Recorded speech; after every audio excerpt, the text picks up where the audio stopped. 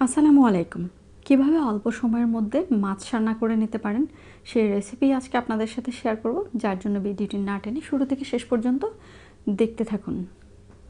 প্রথমে এখানে আমি দুটো সুরমা মাছ নিয়ে নিলাম, ধুয়ে পরিষ্কার করে নিয়েছি। এর মধ্যে সামান্য হলুদ, সামান্য লবণ আর সামান্য একটু লেবুর রস দিয়ে এটাকে ভালো করে ম্যারিনেট করে রেখে দেব 3 থেকে 4 মিনিটের জন্য।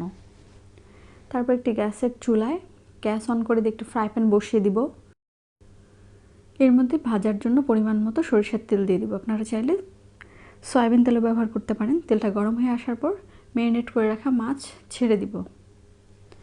2 থেকে 3 মিনিট সময় নিয়ে এটাকে উল্টে পাল্টে হালকা করে একটু ভেজে নেব।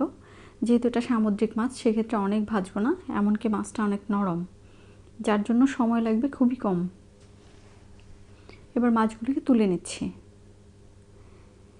এই তেলের মধ্যে আর একটু তেল অ্যাড করে দিব। দিয়ে আমি এর মধ্যে দুটো মিডিয়াম সাইজের পেঁয়াজ কুচি অ্যাড করে দিলাম। সামান্য একটু নেড়ে চেড়ে ভেজে নেব। পেঁয়াজটা হালকা ভাজা হয়ে আসলে এর মধ্যে হাফ চা চামচ রসুন বাটা, হাফ চা চামচ আদা বাটা অ্যাড করে দেব। আপনারা চাইলে আদা বাটাটা স্কিপ করতে পারেন।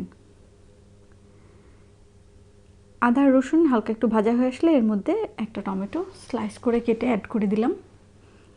সামান্য একটু নেড়ে চেড়ে একটু লবণ দিয়ে এর মধ্যে 1 কাপ পরিমাণ পানি অ্যাড করে দেব। ঠিক এই অবস্থায় এটাকে ঢেকে রাখবো অল্প সময়ের জন্য। তারপর ঢাকনা তুলে এর মধ্যে হাফ চা চামচ হলুদ গুঁড়া, মরিচ গুঁড়া আর ধনিয়া গুঁড়া অ্যাড করে দিব। সামান্য একটু নেড়ে চেড়ে আবারও একটু ঢেকে কিছু সময় রান্না করব, যেন মশলাটা ভালো করে কষানো হয়। এবার ঢাকনা তুলে এর মধ্যে আমি মাছগুলো অ্যাড করে দিব। মাছ দিয়ে আবারও ঢাকনা দিয়ে ঢেকে প্রায় 4-5 মিনিট এটাকে কষাবো। এবার ঢাকনা তুলে মাছগুলোকে সামান্য একটু উল্টে দিব। সেই সাথে 1 কাপ পানি অ্যাড করে দিলাম। এই 1 কাপ পানির মধ্যেই আমি সম্পূর্ণ মাছটা রান্না করে নিব। এবার ঢাকনা দিয়ে দিলাম।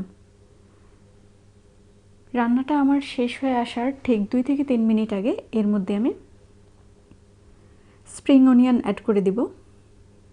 আপনারা চাইলে স্প্রিং অনিয়ন না থাকলে পেঁয়াজের কলি অ্যাড করে দিতে পারেন, এতে দেখতে কালারটা ভালো আসবে।